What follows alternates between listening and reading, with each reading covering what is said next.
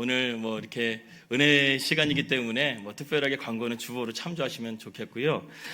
바로 우리 은혜의 말씀 듣도록 하겠습니다. 오늘 목사님 잠깐 간단하게 소개하자면 우리 고영수 목사님께서는 서울 블레싱교회에서 귀한 목회를 담임하시고 또 은퇴하신 이후에 홍성이라는 한 번도 와보지 못하신 이 홍성에 오셔서 귀한 목회를 7년 동안 담임하시고 2대 목사님으로 잘 마치시고 제가 3대 목사로 이렇게 오게 되었습니다. 지금도 지치지 않고 너무나 바쁘게 타역하고 계시는 목사님이십니다.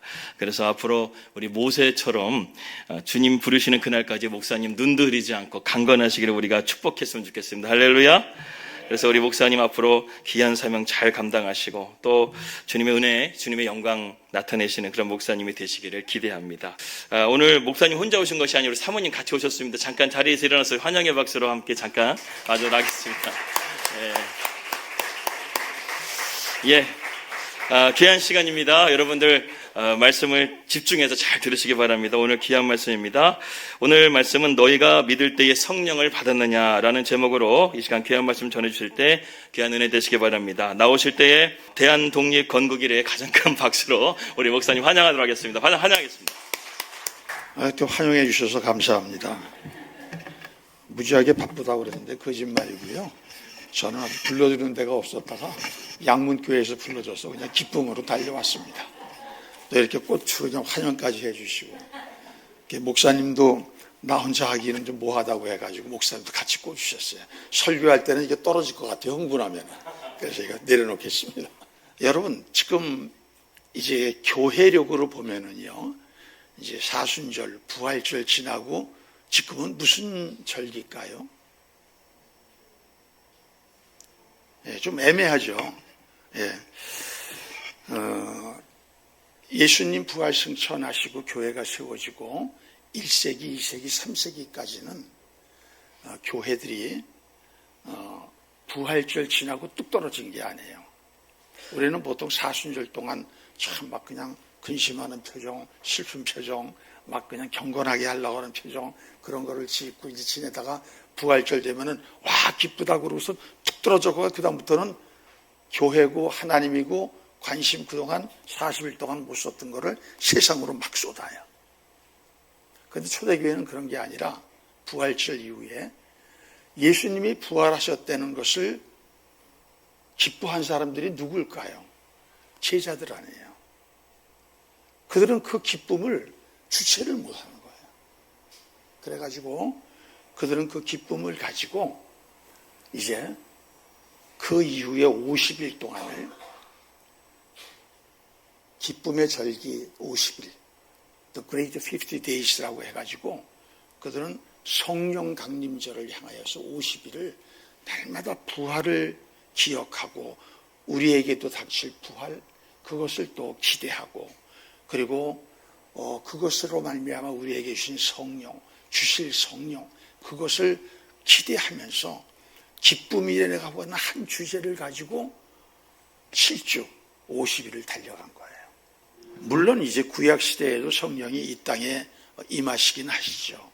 그러나 일반적으로 집단적으로 그렇게 성령이 임하셔서 그 성령을 받은 사람들이 이 세상을 변화시키는 이러한 역사는 구약시대는 없었습니다. 구약시대에 하나님을 믿는 사람들은 성공한 건가요? 실패한 건가요? 철저히 실패한 거예요. 그래서 저주로 끝나지 않습니까? 구약의 맨 마지막에 보면 말라기서예요. 그런데 신약시대에는 성령이 오심으로 해서 어떤 일이 생겼느냐? 성령이 오심으로 해서 하나님 나라가 임한 겁니다. 사실은 예수님 오심으로 하나님 나라가 임했어요. 그러나 그때는 국소적으로 임한 거예요.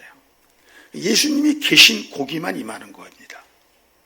우리가 보통 나라 그러면은 영토를 생각하고 백성을 생각하고 주권을 생각하지만 하나님 나라의 핵심은 누가 다스리느냐, 누가 왕이냐, 이게 핵심이거든요. 가짜 왕들이 역사를 다 도배질해도 백성들은 언제나 고통이고 수탈당하고 그리고 신음하고 이용당하고 거짓에 사기당하고 그렇게 지나왔어요. 그런데 진짜 왕, 예수 그리스도가 오심으로 말미암아 이제는 그분의 다스림, 그분의 통치를 받는 데마다 이제는 하나님 나라가 되고, 하나님 나라는 먹는 것과 마시는 것과 또 옷 입고 이런 육적인 것이 아니라 의와 평강과 희락인데 성령 안에서 이루어지는 거예요. 그러니까 성령 받으면 그렇게 되는 거예요. 성령 받으면 예수님의 통치를 받는 거예요. 교회 다니면서도 이런 분들 계시죠. 그냥 담임 목사님이 뭐라고 막 사정을 해도, 호소를 해도, 아무리 설교를 해도 그건 나하고 관계없어. 조금이라도 부담되는 일을 하면 막 얼굴을 붉히고, 교회가 여기뿐입니까? 막 이런 분들도 계시잖아요. 그게 왜냐하면 그분이 무례해서가 아니라 그분이 성령을 받지 못하면 하나님 나라를 알지 못하고 예수를 믿는다고 해도 예수가 왕이 아니기 때문에 그렇게 하는 거예요. 그러니까 불쌍한 사람들이에요. 사실 교회 밖에 불쌍한 사람들이 문제가 아니라 교회 안에 불쌍한 사람들이 문제가 아니에요.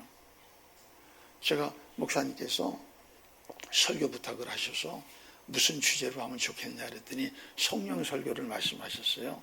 그래서 어떤 설교를 할까 하다가 오늘 이 본문을 택했습니다. 오늘 한번 우리가 설교 제목을 다시 한번 같이 읽어볼까요? 좀 한번 똑바로 한번 좀 의미를 생각하면서 시작.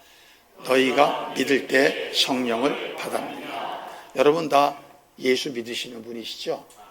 그럼 성령을 받으셨습니까? 네. 정말 받으셨습니까? 네. 그 성령을 받은 사람은 특징이 그거라니까요. 오직 성령 안에서 의와 평강과 희락, 하나님과 바른 의의 관계가 해결이 되니까 죄책이 없어지는 거예요. 죄책이 없어지니까 불안과 근심과 염려와 걱정과 안달박달과 초조와 이런 거 없어지는 거예요.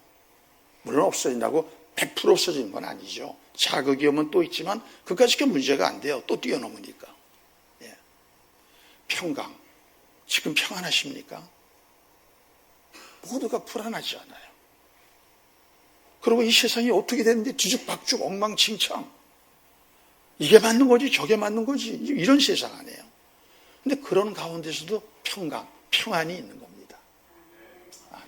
그게 샬롬이거든요. 아멘. 세 번째로 희락, 기쁨 아닙니까? 즐거움과 기쁨. 이게 왜 중요해요? 우리가 보통 너무 고통스럽고 막 그러면요 몰핀을 주사하죠. 그 몰핀이 1이라면은 몰핀보다 더 강력한 그러한 그 마약이 뭐냐면은 펜타닐 아닙니까? 그건 인위적으로 만든 거죠. 화학 성분이 있는 거. 그게 몰핀의 200배입니다. 그런데 사람 몸에서 어떤 호르몬이 나오죠. 엔돌핀이죠. 그 엔돌핀이 주로 언제 나오느냐? 가장 아주 그냥 그 하이하게 나오는 게 아이를 갖다 죽을 고생하고 납니다. 그러면 그 통증이 뭐 말도 못하죠. 남자들은 멀뚱멀뚱해요. 여성분들은 다 이거 아시죠. 그렇죠. 그런데 다 아이를 그렇게 죽을 둥 살둥하고 아이를 낳은 다음에 슬프냐? 힘들다고 그럼 못 살겠냐? 그러면 다들 뭐라 그래요? 기쁘다고 그러잖아요. 그때 나오는 거예요. 그때. 그럼 그게 몇 배냐? 모르핀의 800배, 펜타닐의 4배. 그러니까 여러분 이게 성령 받고 제대로 받고 성령 안에서 살면은 이것 때문에 예수 믿는 사람은 교회 안에서도 전혀 다른 겁니다. 이걸 모르시니까 교회 다니면서도 막 염려 걱정하고 막 불만이 많고 그냥 불평이 많고 그냥 그리고 바깥에 나가서는 아무런 능력이 없고 오늘 이 문제 해결합시다. 뭐 긴 시간을 오늘 이제 할 수는 없으니까 짧은 시간 한 30분 동안 이 문제를 좀 정리하려고 합니다. 네, 좀 작지만 여러분이 집중해서 들으시면 도움이 될 것입니다. 오늘 본문의 내용은 이런 겁니다. 사도 바울이 2차 선교 여행 때 사도 바울은 3번을 선교 여행하고 마지막에 이제 로마로 가서 죽거든요. 그런데 2차 선교 여행 마지막에 에베소에 잠깐 들렸습니다. 그런데 에베소의 사람들이 바울의 설교를 들으니까 너무 좋아. 그래서 가지 말라고 그래. 그런데 한사코 갑니다. 근데 브리스길라와 아굴라도 같이 가죠. 그리고 그들은 이제 가서 다시 수리아의 안디옥으로 가가지고 거기서 이제 다 선교 보고하고 그리고 다시 3차 선교 여행을 가서 이제 또 명령받고 그리고 이제 3차 선교를 또 나옵니다. 이 3차 선교할 때 가장 먼저 들렸던 지역이 바로 에베소라는 곳이에요. 에베소. 그런데 이제 에베소를 들어와가지고 이제 예수 믿는 사람들, 하나님 믿는 사람들, 뭐 그 당시에는 아직 이제 초기니까 엉성했겠죠. 그런 것들이. 이제 그런 사람을 만났는데 어떤 제자들이라고 오늘 나오지 않습니까? 여기.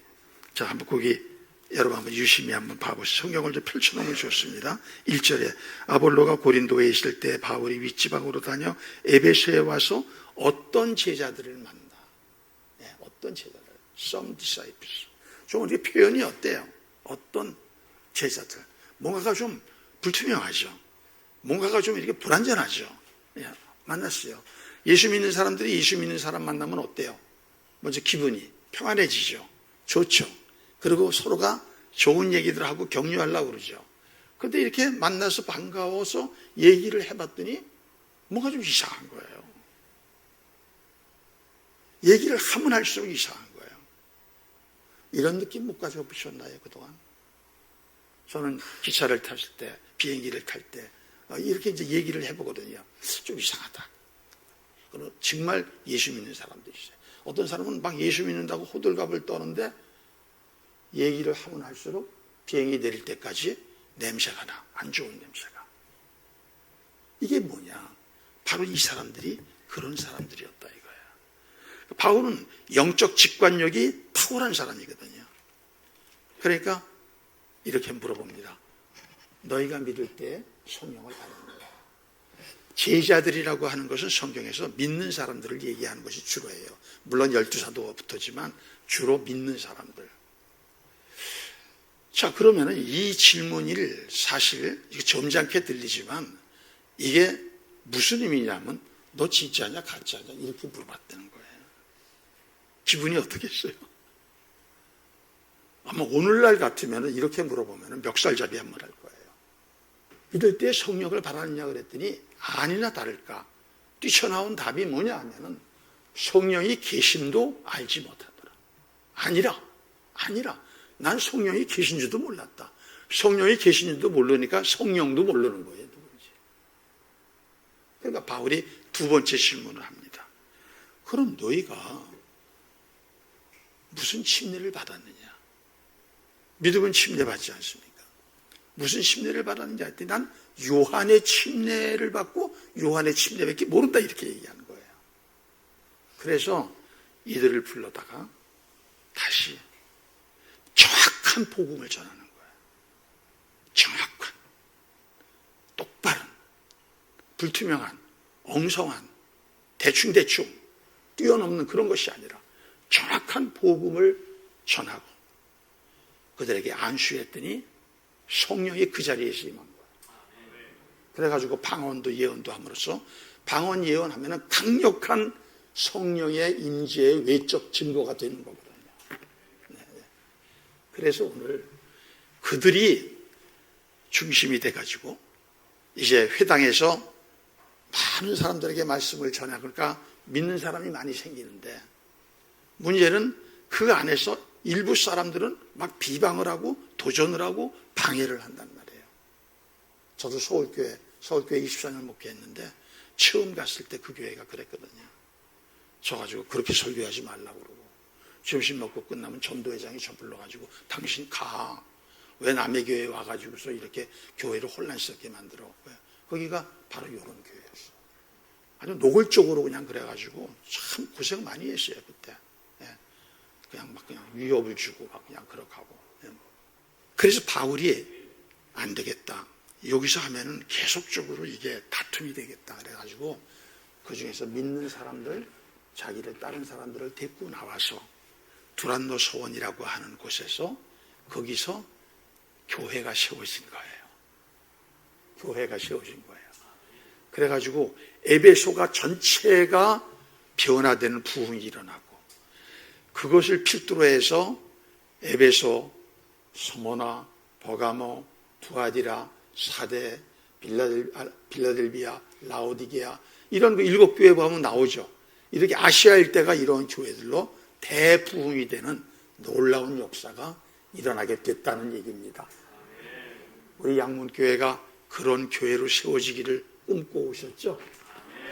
네, 그러면 여러분 교회가 지금 사람 많다고 그거 중요한 것이 아니라 여러분 이 어려울 때도 만사 제쳐놓고 지금 와서 예배드리는 여러분이 한 분 한 분이 오늘 같은 변화만 일어나면은 홍성 요까지 거는 그냥 변하는 거예요. 생각해 보세요. 홍성 읍해야 4만이에요. 구내야 10만이에요. 뭐 충청도 해봐야 뭐 한 2, 300만 되나요? 네. 근데 여러분 보세요. 우리 지금 여기가 지금 한 60, 70명, 7, 80명 이렇게 변한다고 생각을 해보세요. 요거 금방 변합니다. 목회자는 그런 꿈을 가지고 참된 성도들은 그런 꿈을 가지고 한 것이죠. 자, 그러면은 오늘 여기서 우리가 생각해 봐야 될 것이 있어요. 왜 이 사람들은 예수를 믿는데 왜 이런 모습이었느냐? 이것은 간단합니다. 이 당시는 아직까지 교회가 온전히 세워진 지역이 많지 않아요. 그러니까 똑바른 복음을 듣기가 쉽지 않죠. 이 사람들은 누구냐? 이 사람들은 침례 요한을 통해서 이제 전달받은 그런 사람들이에요. 침례 요한에게 직접 누군가 전달받았겠죠. 그 다음에 그들을 전달했겠죠. 그러니까 막 그 침례 요한의 설교는요, 어떤 설교냐 하면은 그 사람의 설교가 막 찌르는 것 같아요. 막 마음이 찌르는 것 같고, 아픈 것 같고, 막 두렵지도 하고 막 이래요. 그래서 사람들이 회개를 하는 거예요. 설교도 그런 설교 있지 않습니까? 어떤 목사님의 설교는 막 찌르고 그냥 치고 그냥 막 해가지고 금방 막 그냥 막 지옥이 올고 가고 막 이래요. 두려워요. 그래서 잘못했습니다. 막 이렇게 해요. 근데 그것만 하면은 설교가 반쪽이에요. 그건 율법 설교거든요. 그 다음에 어떻게 되느냐? 그걸 확 풀어줘야 돼요. 죄사함을 풀어줘야 돼요. 소망을 풀어줘야 돼요. 부활과 그 영생을 소망하게 해야 돼요. 그리고 용기와 능력과 담대함이 생기게 해줘야 돼요. 믿습니까? 이거는 복음이 아니면 안 되는 거라. 그래서 이 어떤 제자들이 반쪽짜리 얘기를 하는 거예요. 반쪽짜리. 그래서 바울은 딴 거 한 게 아니에요. 딴 거 한 게 아니라 불러다가 사실 예수님이라는 분이 이렇게 해서 예수님이 이 땅에 오셔서 우리를 대신해서 십자가에 죽으시고 그리고 그분이 3일 만에 부활하시고 그리고 그분이 승천하셔서 그런 과정을 정확하게 구약의 성경을 가지고 입증해가지고 가르쳤더니 이들의 눈이 번쩍 뜬 거예요. 설교는 이런 거 있죠. 이게 교회에서 이렇게 설교를 하면은요, 세상 얘기를 좀 하고 성공 얘기 좀 하고 주식으로 좀 돈되는 얘기하면 눈이 번쩍 뜨요. 그런데 성경 얘기하면은 관심이 없고 흐려지고 그리고 갑자기 딴 거 하고 핸드폰 보고 이렇게 되는 분이 계세요. 이게 뭐냐? 사탄이 복음을 못 듣게 하는 겁니다. 그것 때문에 그러는 거예요. 사탄이. 그래서 그거를 전하는 거예요. 예수님을 전했더니 이런 놀라운 변화가 일어난 거예요. 그러니까 복음이 얼마나 중요한지 모르는 거예요. 복음 자체가 기쁜 소식 아닙니까? 그럼 복음을 들으면 엔돌핀이 여러분에게 생겨야 돼요. 체내에서. 그렇지 않습니까? 기쁜 소식인데 기쁜 소식을 듣는데 들을수록 지겹고 지루하고 슬프고 막 근심되고 그럼 이러면 복음이 아니죠. 그 흉악한 말이죠. 여러분이 복음을 듣고 복음으로 여러분들이 기쁨이 오기를 바랍니다. 믿습니까? 그러면 이게 이제 왜 그러느냐? 사실은 오늘 요 같은 사람들이 오늘 19장 전에 18장에 보면은 한 번 일어난 적이 있어요. 아볼로라고 하는 알렉산드리아에서 나고 알렉산드리아에서 공부한 청년입니다. 젊은 사람입니다. 그런데 이 사람이 아주 언변이 좋고 성경을 배워가지고 성경에 탁월해요. 그래가지고 이걸 가지고 전했더니 사람들이 와 그래요. 그 자리에 마침 브리스길라와 아굴라가 있었습니다. 그런데 딱 들어봤더니 알맹이가 빠진 거예요. 뭐가 빠졌냐? 예수 그리스도가 빠지고 성령이 빠진 거예요. 그래서 그들을 불러다가 여기서 불렀다고 하는 것은 야 이리 와봐 이런 것이 아니에요. 정중하게 청해서 자기 집에서 식사를 갖다 베풀고 대접을 하면서 그에게 참 말씀도 잘 전하십니다. 성령도 능통하십니다. 그런데 이거 한 가지가 첨가되면 놀라운 역사가 일어나서 하나님이 당신을 쓰실 것 같습니다. 이렇게 하면서 전한 거예요. 그럼 우리 잠깐 그걸 갖다 본문으로 한번 좀 보십시다. 자, 사도행전 18장 24절 25절 알렉산드리아에서는 아볼로라 하는 유대인이 에베소에 이르니 이 사람은 언변이 좋고 성경에 능통한 자라. 그가 일찍이 주의 도를 배워 열심으로 예수에 관한 것을 자세히 말하며 가르치나 요한의 침례만 하고 이런 일이 벌써 일어난 거예요. 그래서 26절 보세요. 그가 회당에서 담대히 말하기 시작하거늘 브리스길라와 아굴라가 듣고 데려다가 하나님의 도를 더 정확하게 풀어 이르더라. 그러면 브리스길라와 아굴라는 누구냐? 평신도입니다. 목회자가 아니에요. 선교사도 아니에요. 집사도 아니에요. 장로도 아니에요. 평신도가. 그런데 어떻게 이런 놀라운 능력과 실력을 갖췄을까요? 바울하고 수년을 같이 지냈거든요. 고린도에서 만나가지고. 직접 제자 훈련을 받은 거죠. 믿습니까? 지금 바울은 이제 원조죠. 원조가 오니까 얼마나 더 잘하겠어요. 그러니까 이렇게 변해버린 것입니다. 저는 여러분 이제 내가 예수 잘 믿었다. 내가 오래 믿었다. 난 주일 성수한다. 나는 뭐 11조 드린다. 봉사한다. 집사다. 이것이 문제가 아니라요. 중요한 건 성령을 받았느냐. 내가 예수 믿지 않는 사람을 이렇게 권면하고 가르쳐서 전해서 또 예수 믿게 할 수 있느냐. 이런 실력과 능력을 갖췄느냐. 이게 초대교회하고 지금하고 다른 겁니다. 초대교회는 그런 걸 갖췄고 지금은 그렇지가 못한 거예요. 그래서 한국교회의 문제는 점점 종교화되는 거예요. 교회가 종교화된다는 거는 좀 다른 말로 하면 점점 죽어간다는 얘기입니다. 교회는 종교화가 아니라 신앙화가 되어야 됩니다. 믿습니까? 그리고 성령을 받아야지만 성령의 역사가 일어나야 되지만 그렇게 되는 것입니다.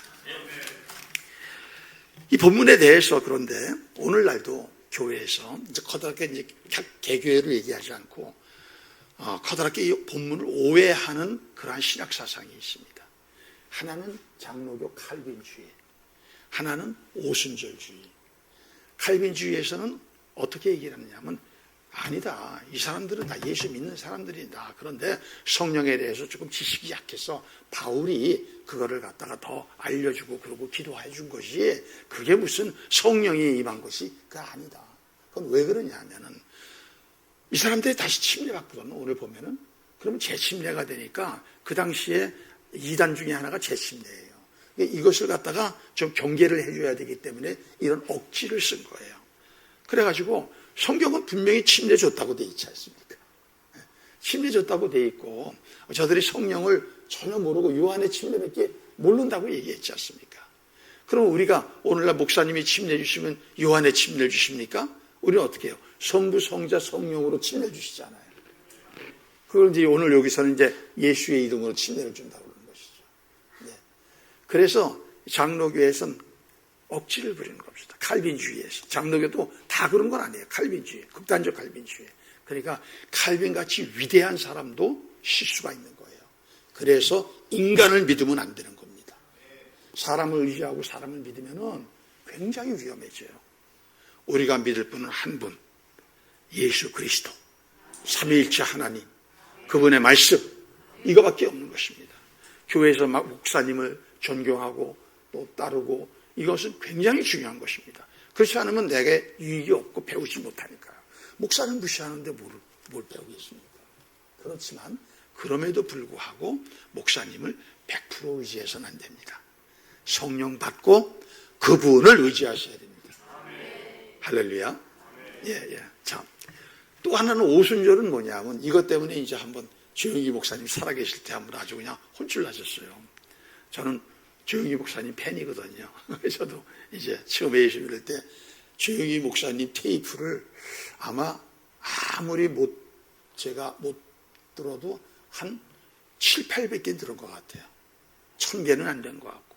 그런데 오순절에서는 어떻게 얘기하느냐면 이렇게 얘기합니다. 이 사건은 뭐냐. 물론 예수 믿고 물로 침례를 받아. 믿을 때 받으니까. 하지만 다시 침례를 받아야 되는데 그게 성령 침례라는 거예요. 그걸 받으면 방언 예언을 해서 이것을 하지 못하면 확실한 구원과 체험이 없고 확실한 구원을 받지 못한다는 거예요. 이중 구원을 얘기를 하는 거예요. 그러다 나중에 이것이 이단으로 몰렸어요. 그래야 영락교회하고 싸움이 일어나가지고 이단으로 몰려서 나중에 신학적으로 다 들고 일어나서 조영기 목사님이 전 기독교를 향해서 잘못했습니다. 이렇게 사과했습니다. 이거는 뭐냐, 무지에서 나온 것이죠. 역시 어마어마한 분 아니에요, 조영기 목사님, 전 세계적으로. 하지만 사람이기 때문에 부족한 거예요. 그럼 이것은 뭐냐? 정확한 복음이 아닐 때. 그래서 바울이 로마서를 썼을 때가 뭐냐면요, 로마가 어떤 것이 당시 세계 중심 아니에요. 그것에 있는 교회들은 다 우리가 세계 중심의 교회에 자부심이 있을 것입니다. 그런데 바울이 볼 때에는 그게가 좀 이상한 거예요. 좀 약한 거예요. 그래서 복음 중에 복음이라는 로마서를 기록해가지고 내가 로마에 있는 교회에도 복음을 다시 전하기를 원하더라. 그 얘기입니다. 나는 복음 다 한다. 이분은 아직 모르시는 분이에요. 복음을 할수록 복음을 들으면은 반응이 나오게 돼 있습니다. 반응이 나오게 돼 있어요. 자, 그러면은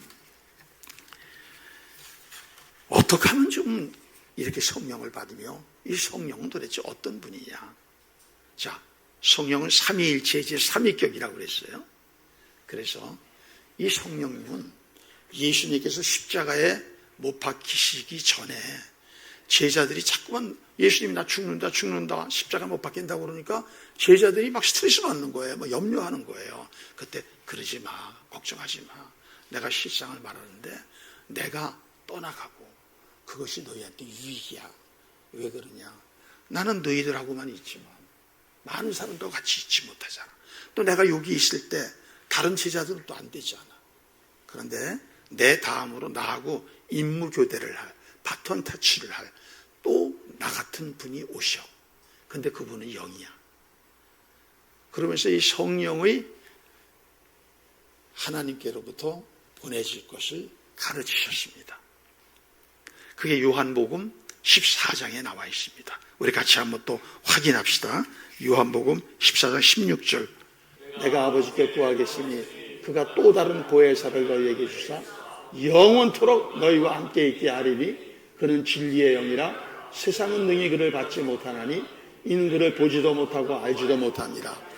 그러나 너희는 그를 아나니 그는 너희와 함께 거하시며 또 너희 속에 계십니다. 가르치셨어요. 제자들은 이때 이게 무슨 말인지 몰랐어요. 하여튼 중요한 건 보혜사라는 것입니다. 헬라어로는 파라클레토스입니다. 그럼 파라클레토스는 뭐냐 하면은 파라, 곁으로. 클레토스는 칼리오, 부르심을 받았. 그래서 우리를 돕기 위해 부르심을 받아 우리 곁으로 오신 분이라는 뜻입니다. 우리가 어려울 때 누군가 이렇게 있으면 너무 좋겠죠. 그래서 우리가 어려울 때 막 부모를 찾고 날 도와줄 분을 찾고 아내를 찾고 남편을 찾고 그러지 않습니까? 이게 성령입니다. 그 성령을 보혜사라고 했습니다. 보혜사가 성경에는 여러 뜻으로 번역되어 있어요. 뭐 변호사, 중재자, 보호자, 스승, 가르치는 자, 뭐 이렇게 여러 가지로 되어 있습니다. 여하간 하여간 세상에서 온 우주에서 왕창 좋은 분이 성령이십니다. 그 뜻이에요. 그게 보혜사예요. 여러분, 그 보혜사가 여러분 곁에 계시는 게 좋습니까? 속에 계시는 게 좋습니까? 그렇죠. 속에 계시다. 내가 고통 나갈 때만 계시는 게 좋습니까? 영원토록 계시는 게 좋습니까? 이게 지금 그 얘기 아닙니까? 그러니까 예수를 믿어도 이렇게 믿으셔야 돼요. 이게 진짜 믿는 거예요. 이 사람이 마지막에 부활하는 거예요. 이 사람이 마지막에 이제 부활 승천 영생에서 하나님을 대면하고 그리고 예수님을 신랑으로 영혼을 누리는 겁니다. 이렇게 믿어야 되겠죠. 이분이 이렇게 되면은요, 그때서부터 어떤 변화가 일어나면은 성경을 많이 배우지 않았는데도 성경이 깨달아져. 그리고 성경을 다른 사람에게 가르치게 돼요. 그리고 성경 말씀이 내 안에 옛날에는 모세 시대에는 이 돌 위에다 새겼잖아요. 그랬는데도 그걸 갖다 성막에다 보관했는데도 그들이 다 우상 숭배하고 다 저주받고 끝나잖아요. 그런데 성경이 안에 들어오면은 내 안에 하나님의 말씀이 기록이 돼. 그래서 안 잊어버려져. 안 잊어버려져. 예. 제가 목사가 된 것도 그거거든요. 내가 너를 이스라엘 족속의 파수꾼으로 세웠으니 너는 내 입의 말을 듣고 나를 대신하여 저들을 깨우치라. 그 말씀이 새겨져 있기 때문에 제가 평생을 예수 믿고 나서 그 이후에 그렇게 사는 거예요. 이게 내 정체성이니까. 그건 뭐냐? 다 잊어버려야 마땅한데 그게 새겨져 있는 거예요. 나이 먹고서 은퇴했어도 넌 파수꾼이야, 정체성이. 그럼 이제 내가 교회가 없으니까 교회를 이렇게 못해도 기회가 나면은 그렇게 하는 거죠. 그게 바로 여러분 안에 계신 성령님이 하시는 일입니다. 여러분, 우리 성령 받읍시다. 근데 확실하게 받읍시다. 이건 받았는지 안 받았는지 이 어떤 제자들처럼 이 어설픈 제자들처럼 이거 엉터리죠. 쉽게 얘기하면 이 엉터리가 되면 안 되는 거예요. 그럼 어떻게 하면 성령을 받느냐? 어떻게 하면 성령? 보통 보면은 성령 받는 세미나가 있어요. 성령 받는 법을 가르쳐주는 그러한 또 그런 교회가 있고 목회자가 있어요. 근데 성령 받는 것을요, 여러분들이 방법이나 어떤 행위 조건이나 어떤 공식이나 이런 걸로 접근하면은 100% 실패합니다. 왜 그러냐? 성령은요, 하나님이 우리가 잘나고 똑똑하고 열심히 있고 막 의지력이 강하고 막 그냥 막 죽기 살기로 구해서 그게 아니에요. 하나님은 우리를 사랑하셔서 은혜로 주시는 거예요. 은혜로 주시는 거예요. 그래서 성경에 보면요, 히브리서 10장 29절 보면은 성령을 그냥 성령이라고 안 하고 은혜의 성령이라고 했어요. 은혜로 주시는 성령. 은혜는 무자격자에게 주시는 겁니다. 여러분하고 제가 자격이 있어서 구원을 받았나요? 자격이 있어서 죄사함 받았나요? 자격이 있어서 하나님 자녀 됐나요? 무자격인데 은혜 때문에 그럴 거 아니에요. 성령은 은혜를 주시는 거예요. 그런데 믿음이 따로 있고 성령이 따로 있는 게 아니라 믿을 때에 성령을 주시는 겁니다. 성령이 없이는 믿을 수가 없는 것입니다. 고린도전서 12장 3절입니다. 한번 읽어봅시다. 시작. 그러므로 내가 너희에게 알리노니 하나님의 영으로 말하는 자는 누구든지 예수를 저주할 자라 하지 아니하고 또 성령으로 아니하고는 누구든지 예수를 주시라 할 수 없느니라. 성령이 아니고서 예수 믿을 수가 없는 거예요. 회개도 못해. 예수를 아무리 전해도 들어오질 않아. 머리로만 알 뿐이지. 그리고 교회도요, 사도행전 2장 38절에 구약인 교회가 없었어요. 교회 모형이지. 그런데 교회는 언제 생겼냐? 사도행전 2장에 생겼어요. 오순절 성령 강림으로 말미암아. 오순절 날이 이름에 저희가 다 한 곳에 모여 더불어 마음을 같이 기도했더니 갑자기 회오리바람 같은 그런 소리가 들리더니 각 사람 머리로 불의 혀 같은 성령이 임하더니 저들이 다 성령의 충만함을 받아 방언을 말하기 시작한다. 그러면서 교회가 생겼거든요. 그러니까 교회도 성령 없으면 있어요, 없어요? 십자가 달았다고 교회 안 해요. 성령 없으면 그거는 교회도 아닙니다. 그거는 사람들의 동아리보다도 못합니다. 그래서 멸시천대 받는 거예요. 지금 많은 사람들이 교회 멸시천대하죠. 그게 뭐냐면 some disciple, 어떤 제자들이 많은 거예요. 근데 교회에 어떤 제자들이 변했지 않아요. 변함은 뭐냐? 감히 교회를 능멸해 핍박을 할 수 있어도 능멸하고 무시를 못해요. 가족들도 자꾸만 그거 내가 예수 믿는다고 뭐 어쩌고저쩌고 얘기해도 우리를 갖다가 속으로는 야, 제가 아버지가 엄마가 아들이 달랐는데 왜 이렇게 됐을까?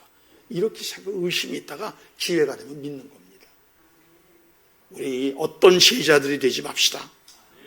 성령 받은 하나님의 제자들, 예수님의 제자들이 되기를 주의 이름으로 축복합니다.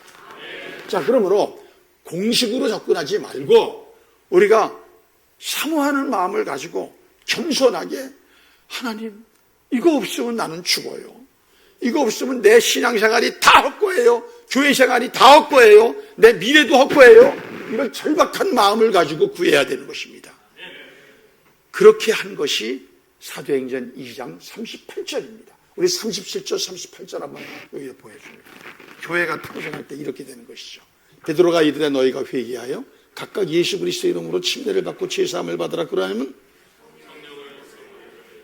그러면은 이때가 어땠냐면 베드로가, 예수님 배반한 베드로가 성령을 받고 나더니 베드로가 설교하는 그 설교를 듣고 3,000명이 마음을 찢었고, 와, 고통스럽다고, 와, 우리가 못했다고 회개가 일어난 거예요.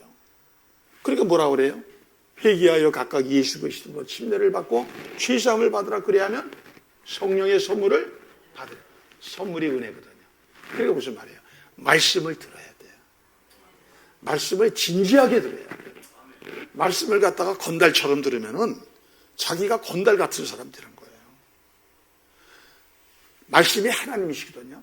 태초에 말씀이 계시니라. 이 말씀이 하나님과 함께 계시니 이 말씀이 곧 하나님이라. 그러니까 하나님 앞에 나왔다는 자세로 목사님이 말씀을 전할 때 그렇게 들으시면은 여러분들의 마음의 변화가 일어나서 여러분들이 회개가 일어나고 여러분 안에 성령이 임하고, 그리고 여러분들이 어떤 사람은 방언 예언도 할 때가 있어요. 모두가 다 그런 건 아니에요. 그 조용히 임하기도 하니까 이러면서 변화가 일어나는 거예요. 이렇게 하시는 거예요. 그리고 이렇게 말씀을 들어서 회개가 일어나고 할 때 그냥 끝나는 게 아니라 누가복음 11장 9절서부터 한번 봅시다. 누가복음 11장. 내가 또 너희에게 이르노니, 같이 읽어요. 내가 또 너희에게 이르노니 구하라 그러면 너희에게 주실 것이요, 찾으라 그러면 찾아낼 것이요, 문을 두드리라 그러면 너희에게 열릴 것이니 구하는 이마다 받을 것이요, 찾는 이는 찾아낼 것이요, 두드리는 이에게는 열릴 것이니라. 너희 중에 아버지 된 자로서 누가 아들이 생선을 달라 하는데 생선 대신에 뱀을 주며 알을 달라 하는데 전갈을 주겠느냐. 너희가 악할지라도 좋은 것을 자식에게 줄 줄 알거든 너희 하늘 아버지께서 구하는 자에게 성령을 주시지 않겠느냐. 이 성령을 가장 좋은 거라고 예수님이 가르치셨어요. 엔돌핀, 몰핀의 800배, 펜타닐의 3배. 이 성령을 받고 이걸 은혜를 받으면 아무리 세상이 지옥같이, 앞으로 점점 더 지옥같이 될 겁니다. 점점 무서운 세대가 될 것입니다. 두려워하지 마세요. 성령 받으면 담대하게 되는 거예요. 성령 받으면 용기 있게 되는 거예요. 성령 받으면 뚫고 못 들어오는 겁니다. 7번 넘어져도 8번 일어나는 겁니다. 이렇게 되니까 어때요? 이런 사람들을 데려다가 양육을 하는 겁니다. 처음에 들어온 사람은 무조건 양육하는 게 아니에요. 이렇게 예수 믿은 사람을 양육했으니 이 사람들이 부흥이 일어나는 거예요. 그러니까 또 다른 사람들에게 전해서 데려오는 거예요. 그러니까 막 합쳐가지고 믿는 사람이나 안 믿는 사람이나 진짜 믿는 사람이나 주식박죽이 되면 안 되는 거예요. 교회가 딱딱딱 이렇게 구분이 돼가지고 그것에 맞는 합당한 가르침이 있어야 되는 것입니다. 그렇게 됐더니 세상에 에베소가 어떤 데냐면 우상덩어리거든요. 거기는 아데미 신전, 아르테미스 신전이 있어가지고 거기는 뭐 온 그 시내가 그걸로 살고 그거에 매여 있고 그 우상에게 꼴딱 붙잡혀 있는, 거기가 완전 변화돼가지고 거기에 있는 모든 우상, 마술 이런 게 다 깨져버리고 그리고 사람들이 예수 믿게 되니까 소아시아를 뒤집어서 다 예수 믿게 하는 변화가 일어났다는 것입니다. 여러분, 방법이 바꾸는 것이 아닙니다. 성령이 바꾸는 것입니다. 그래서 너희는 오직 성령이 너에게 임하시면 너희가 본능을 예루살렘과 온 유대와 사마리아 땅끝까지 이르러 증인이 되는 것이 예수 믿는 사람입니다. 이 사람이 되려면 성령 받아야 되고 충만히 받아야 되는 것입니다. 그래서 바울 사도가 나중에 이 에베소가 또 타락했어요. 그래서 에베소를 기록한 것입니다. 항상 그래요. 사람이 하는 거는 잘 됐다가도 타락하고 또 안 됐다가도 또 일어날 수 있고 에베소 5장 18절에 그 유명한 말씀이죠. 술 취하지 말라. 이는 방탕한 것이니 오직 성령의 충만을. 왜 술 취해요? 기쁨 때문에. 염려, 걱정, 근심 때문에. 왜 마약해요? 이거거든요. 술 취하지 말라는 건 술만 먹지 말라는 게 아니에요. 사람들이 다 그러더니 지금. 목사들도 그래요. 심지어는. 목사들도 다 기쁨을 찾아요. 시대가 그러니까. 그런데 그런 식으로 가는 게 아니다. 세상 방법으로 기쁨을 찾으면 그쪽으로 물들어 버립니다. 그래가지고 완전히 체질이 이게 완전히 그냥 영적 체질을 타락시킵니다. 그리고 나중에는 삼손처럼 돼버린 거예요. 삼손은 완전히 여자에 취해서 살고 쾌락에 취해서 사니까 나중에 하나님이 떠나버리시잖아요. 그래서 그렇게 하는 것이 아니라 오직이야. 오직 성령으로 충만함을 받으라. 그 기쁨으로 승리해라. 그 기쁨으로 살아라. 그 기쁨이 마지막에 너희를 이 세상을 변화시키는 주역이 되게 할 것이다. 우리 그런 변화가 일어나기를 주의 이름으로 축복합니다. 우리 찬양 한번 부르고 기도합시다.